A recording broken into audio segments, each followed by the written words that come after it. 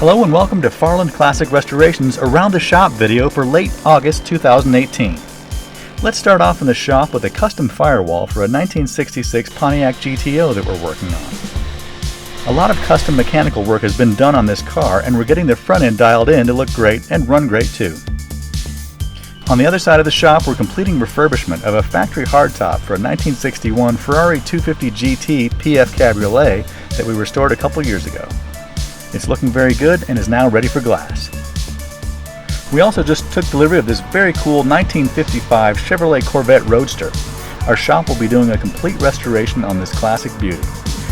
So we'll take it apart, document everything, and dive into bodywork, paint, interior, mechanical, and reassembly. Stay tuned for this fun project.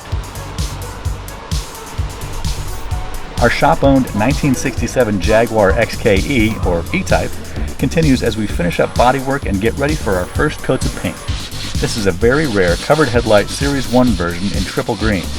Stay tuned on this one too.